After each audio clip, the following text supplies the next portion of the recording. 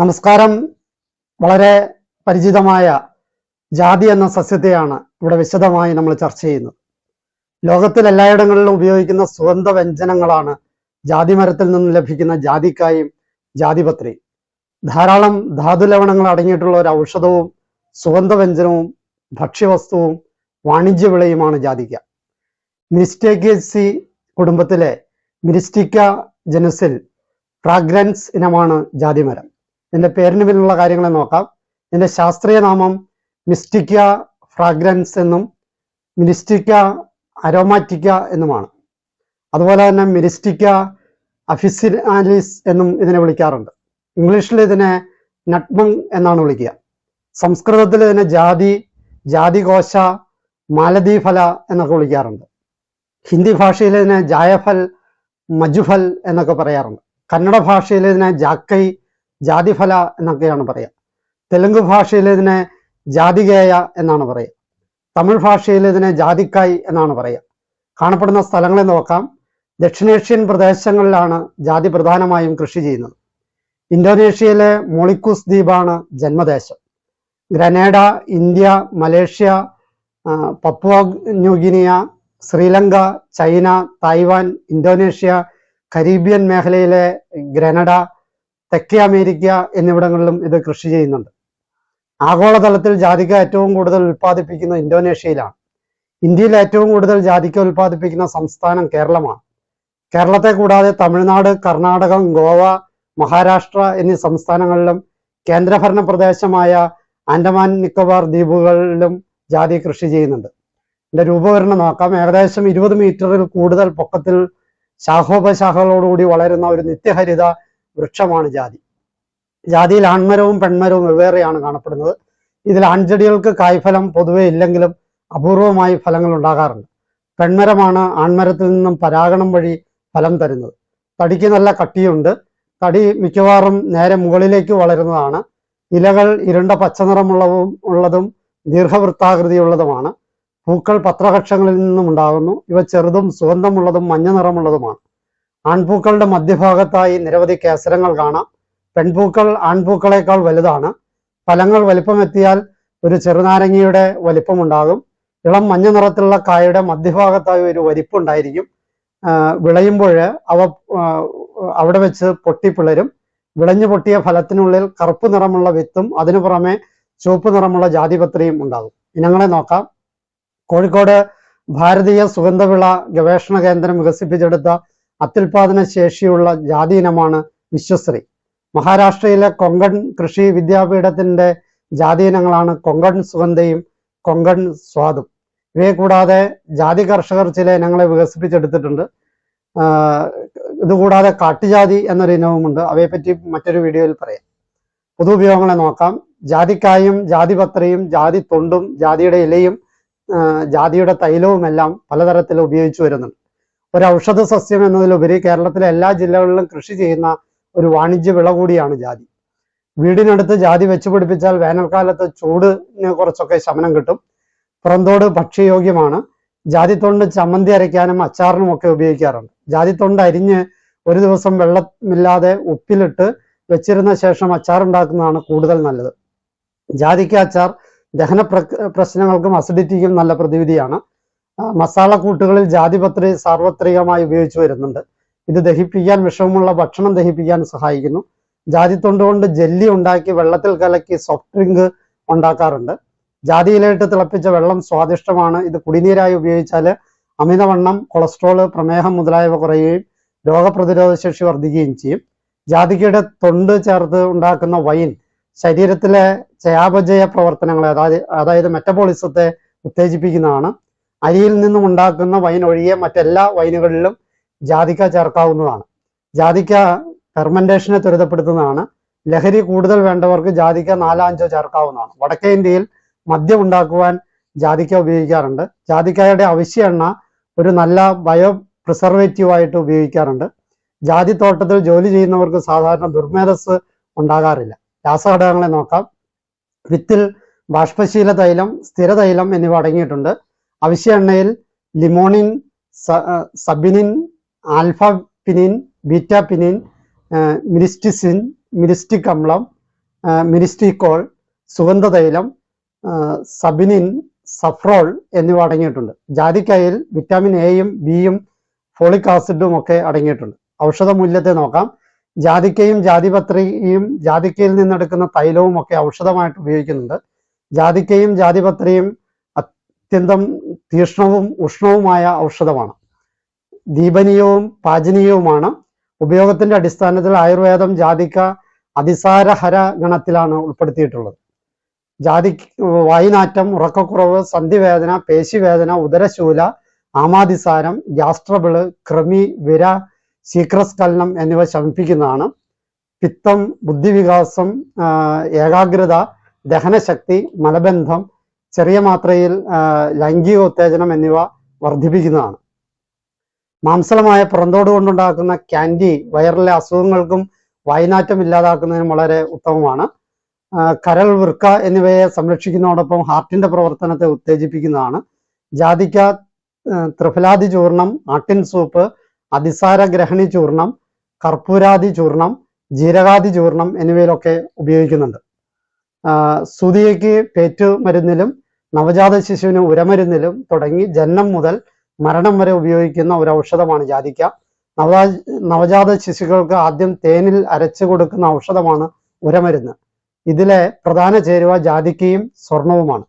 Allopathy, homeo ഔഷധങ്ങൾ നിർമ്മിക്കുന്നതിനും ജാതിക്ക ഉപയോഗിക്കുന്നുണ്ട്. ഔഷധ പ്രയോഗങ്ങളെ നോക്കാം. ഒന്ന്, ജാതിക്കയുടെ കുരു, ഗ്രാമ്പു, ഇരട്ടി മധുരം, കടുക്കത്തോട് ഇവ സമം പൊടിച്ച് ആവശ്യാനുസരണം നല്ല കരി ചേർത്ത്, ഉമിക്കരി കിട്ടുകയാണെങ്കിൽ അത്രയും നല്ലത്, ചേർത്ത് രസങ്ങളെല്ലാം സമമാക്കിക്കൊണ്ട് പല്ല് തേച്ചാൽ പല്ലുവേദനയും പുളിപ്പും ഒക്കെ ശമിക്കുന്നതാണ്. ഏതെങ്കിലും ഒരു രസം കൂടിയാൽ വായിൽ വെള്ളം ആവശ്യമില്ലാതെ പുറത്തു പോകും, ദഹനത്തെ കുറയ്ക്കുന്നതാണ്. 2, ജാതിക്ക 1 കിലോ, അമുക്കുരം 1 കിലോ, കുറുന്തോട്ടിവേര് 1 കിലോ, വെറ്റില 1 കിലോ ഇവ ചതച്ച് കഷായം വെച്ച് എള്ളെണ്ണ 500 മില്ലി, കടുകെണ്ണ 500 മില്ലി, ജാതിപത്രിയും വെറ്റിലയും അക്രാവും ധന്വന്തരത്തിന്റെ അനുപാതത്തിൽ എടുത്ത് കൽക്കം ചേർത്ത് കാച്ചിയരിച്ച തൈലം ലൈംഗിക ഉത്തേജനം ഉണ്ടാക്കുന്നതാണ്. 3, ജാതിക്കാക്കുരു, ചന്ദനം, നീർമരുതിന്റെ തൊലി എന്നിവ പൊടിച്ച് പാലിലോ ഓറഞ്ച് നീരിലോ ലേപനമായിട്ട് ഉപയോഗിക്കുക. മുഖത്തെ പാടുകൾ, ചുളിവുകൾ, കുരുക്കൾ എന്നിവ ശമിക്കുന്നതാണ്. 4, ചെറുകറുകയും നന്ദ്യാർവട്ടത്തിന്റെ ഇലയും ചതച്ചു പിഴിഞ്ഞ നീരില് ജാതിക്കാക്കുരു ഉരച്ച് കണ്ണിൽ പുറമ്പടയിടുക. പുറമ്പട എന്ന് വെച്ചാൽ കണ്ണില് ഒരു കോട്ടൺ തുണി കൊണ്ട് മൂടി വെച്ചിട്ട് അതിന്റെ പുറത്ത് മരുന്ന് ഇടുന്നതിനെയാണ് പുറമ്പട എന്ന് പറയുക. 1 മണിക്കൂർ കഴിഞ്ഞ് കഴുകിക്കളയാം, കാഴ്ച വർദ്ധിക്കുന്നതാണ്. 5, ഉദര സംബന്ധമായ പ്രശ്നങ്ങൾക്ക് ഭക്ഷണം കഴിഞ്ഞ് ജാതിക്കാക്കുരുവും ശുദ്ധി ചെയ്ത അയമോദകപ്പൊടിയും മോരിൽ അരച്ചു കുടിക്കുന്നത് നല്ലതാണ്. 6, വയറിളക്കവും രക്തം പോക്കുമാണെങ്കിൽ അത് നിർത്തുവാൻ വേണ്ടി ജാതിക്കാക്കുരു പുളിയാറില്ല നീരിൽ ചാലിച്ച് കഴിക്കുന്നത് നല്ലതാണ്. 7, രക്താതിമർദ്ദത്തിന് പച്ച ജാതിക്കയുടെ തോട്, ചെറിയ ഉള്ളി, കറിവേപ്പില എന്നിവ ചേർത്ത് ചമ്മന്തി ഉണ്ടാക്കി ഉപയോഗിക്കുന്നത് നല്ലതാണ്. 8, രാത്രി ഉറക്കക്കുറവ് ഉണ്ടെങ്കിൽ 30 മില്ലി കാച്ചിയ പശുവിൻ പാലിലോ ഇളനീർ വെള്ളത്തിലോ ജാതിക്കാക്കുരു, കറുത്ത കശകശ് എന്നിവ അരച്ച് വലിയ ടീസ്പൂൺ തേൻ ചേർത്ത് കുടിക്കുന്നത് നല്ലതാണ്. 9, കാട്ടുമുല്ലയുടെ ഇല 15 എണ്ണവും സമം ജാതിപത്രിയും വെളിച്ചെണ്ണയിലോ എള്ളെണ്ണയിലോ കാച്ചി ചൂടാറിയ ശേഷം മസാജ് ചെയ്യുക, ലിംഗബലമുണ്ടാകും. 10, ജാതിക്കയും നാടൻ കറിവേപ്പിലയും സമമായി എടുത്ത് അരച്ച് നെല്ലിക്ക അളവ് പ്രഭാതത്തിൽ സേവിച്ചാൽ കൊളസ്ട്രോള് ശമിക്കുന്നതാണ്. 11, ജാതിക്ക ചൂർണം തേങ്ങാപ്പാലിൽ കലക്കി ശർക്കരയും അരിമാവും ചേർത്ത് കുറുക്കി സേവിച്ചു കഴിഞ്ഞാൽ ശീഘ്രസ്ഖലനം ഒഴിവാക്കാം. അതിൻ്റെ അളവുകൾ യുക്തിക്കനുസരിച്ച് ഉപയോഗിക്കാവുന്നതാണ്. 12, ജാതിക്ക, അതിവിടയം, പാച്ചോറ്റ് വേരിന്റെ തൊലി, താതിരിപ്പൂവ്, ഇലവിൻ പശ, സഹസ്രവേദി, ഞാഴൽപ്പൂവ് ഇവ സമം എടുക്കുക. ആ മൊത്തം എടുത്തതിൻ്റെ സമം യവധാന്യവും പൊടിച്ച് കുടകപ്പാല വേരിൽ കഷായത്തിൽ അരച്ച് ലന്തക്കുരു പ്രമാണം ഗുളിക ഉരുട്ടി നിഴലിൽ ഉണക്കി വെച്ചിരുന്ന് തൈരിലോ തേനിലോ മോരിലോ സേവിക്കുക. ഇത് ഉണക്കി വെച്ചിരിക്കുന്നതിന് ജാതിക്കാതി ഗുളിക എന്നാണ് വിളിക്കുക. എല്ലാവിധ അതിസാരങ്ങളും ശമിക്കുന്നതാണ്. 13, ദിവസവും 1 നേരം 1 ജാതിക്ക പൊടിച്ച് തേനിൽ ചാലിച്ച് കഴിച്ചാൽ രക്താതിമർദ്ദം 10 ദിവസം കൊണ്ട് ശമിക്കുന്നതാണ്. 14, ജാതിക്കയും പച്ചക്കർപ്പൂരവും കൽക്കനായി കാച്ചിയരിച്ച വെളിച്ചെണ്ണ നല്ലൊരു വേദന സംഹാരിയാണ് പുറമേ പറ്റാനായിട്ട്. 15 ജാതിക്ക, വരട്ടുമഞ്ഞൾ, തക്കോലം, പച്ചക്കർപ്പൂരം, ഏലത്തരി എന്നിവ പൊടിച്ചു വെച്ചിരുന്ന് പല്ല് തേച്ച് കഴിഞ്ഞാൽ ദന്തരോഗങ്ങൾ ശമിക്കുന്നതാണ്. 16 ജാതിക്ക പൊടിച്ചു ചേർത്ത് എണ്ണ കാച്ചി തേച്ച് കഴിഞ്ഞാൽ മുട്ടുവേദന ശമിക്കുന്നതാണ്. 17 സോറിയാസിസ് ഉൾപ്പെടെയുള്ള അനേകം ത്വക്ക് രോഗങ്ങളിലെ അസഹ്യമായ ചൊറിച്ചിലിന് ജാത്യാദികേരം ഫലപ്രദമാണ്. 18 ഒരു ജാതിക്ക കുരുവിനെ അടുപ്പിൽ ചുട്ടെടുത്ത് തോട് തല്ലി പൊട്ടിച്ച് അതിന്റെ പരിപ്പെടുത്ത് പൊടിക്കുക. പകുതി ചൂർണം രാവിലെ വെറും വയറ്റിൽ തേനിൽ ചാലിച്ച് കഴിക്കുക. ബാക്കി ചൂർണം വൈകിട്ടും തേനിൽ ചാലിച്ച് കഴിക്കുക. കൂടിയ ബിപിയെയും കുറഞ്ഞ ബിപിയെയും സാധാരണ നിലയിലേക്ക് കൊണ്ടുവരാൻ ഇത് സഹായിക്കുന്നതാണ്.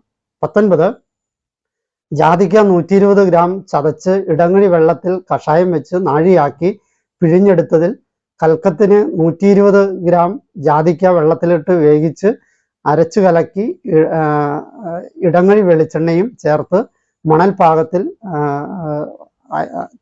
കാച്ചി അരിച്ചെടുക്കുക.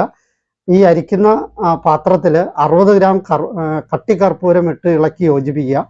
ഇതിന് ജാതിക്ക തൈലം എന്നാണ് പറയുക. നാഡീ ദൗർബല്യം, വേദന എന്നിവയ്ക്ക് ഇത് പുരട്ടാനായിട്ട് വളരെ ഉത്തമമാണ്.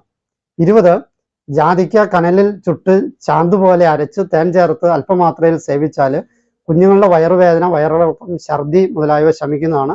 മുതിർന്നവർക്കും ഇത് ഉപയോഗിക്കാവുന്നതാണ്. 21 ആമവാത രോഗികൾക്ക് ആമ പാചനത്തിനായി ജാതിക്ക പൊടി നൽകുന്നത് ഫലപ്രദമാണ്. 22 ജാതിക്ക പൊടി പാലിൽ ചേർത്ത് കഴിച്ചാൽ ഉറക്കക്കുറവിനും രക്താതിമർദ്ദത്തിനും നല്ലതാണ്.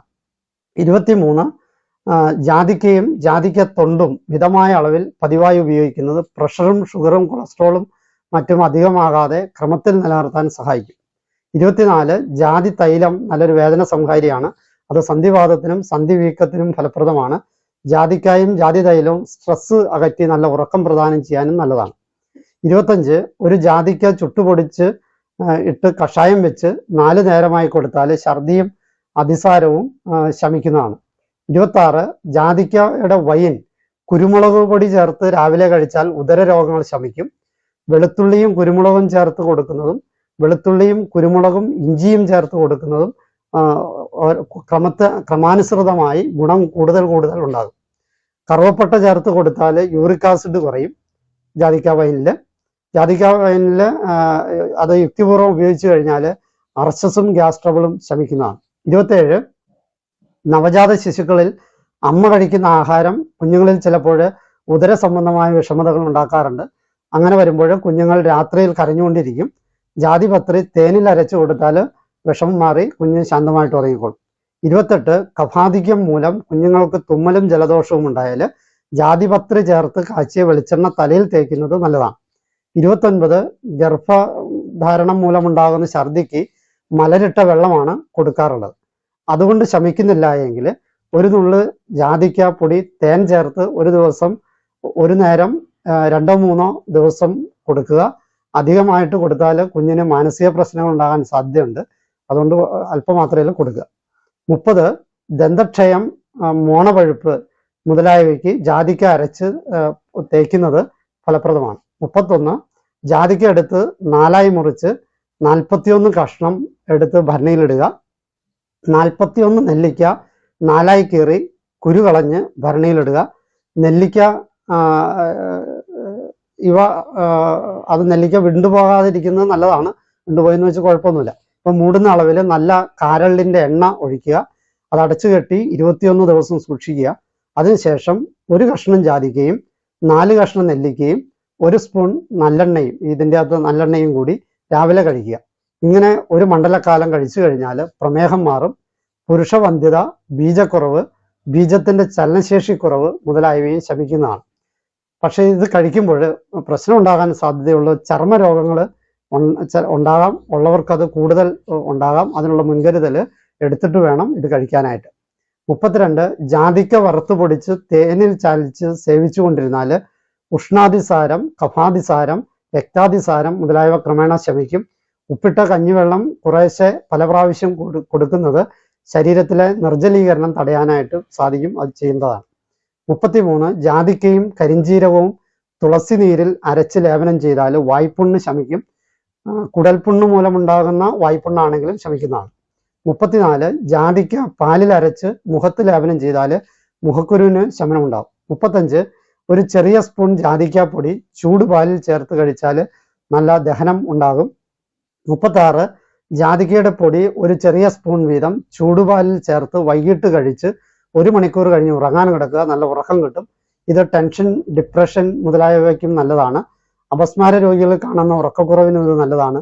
അധികമായി കഴിച്ചാൽ ഉറക്കം കുറയാൻ സാധ്യതയുണ്ട്, തലവേദന ഉണ്ടാകാൻ സാധ്യതയുണ്ട്, മനംപുരട്ടൽ ഉണ്ടാകാൻ സാധ്യതയുണ്ട്. അപ്പോൾ അതുകൊണ്ട് അധികം മാത്രമേ ആവരുത്. 37 പതിവായി ജാതിയില ഇട്ട് തിളപ്പിച്ച് വെള്ളം കുടിച്ചാൽ പ്രമേഹത്തെ നിയന്ത്രിക്കാൻ പറ്റും. 38 ജാതിക്ക പൊടി വെറ്റില നീര് ചേർത്ത് സേവിച്ചാൽ ലൈംഗികാസക്തി വർദ്ധിക്കും. അല്പം ജാതിക്കയും വെറ്റിലയും കൂടി ചവച്ച് നീരിറക്കിയാലും ലൈംഗികാസക്തി വർദ്ധിക്കുന്നതാണ്. 39 ലൈംഗിക ബന്ധത്തിന് മുമ്പ് ജാതിപത്രി കഴിച്ചാൽ സമയദൈർഘ്യം കൂടുതൽ കിട്ടും, ലൈംഗിക സുഖം വർദ്ധിക്കും. ജാതിക്ക നല്ലെണ്ണയിൽ അരച്ച് ലിംഗത്തിൽ പുരട്ടിയാലും ലൈംഗിക സുഖം വർദ്ധിക്കും. 40 സുരത സമയത്ത് ജാതിക്കയും ഏഴിലമ്പാലയുടെ അരിയും കൂടി അരച്ച് കാലിന്റെ അടിയിലും മധ്യഭാഗത്തിൽ പുരട്ടിയാൽ ലൈംഗിക സുഖം വർദ്ധിക്കും.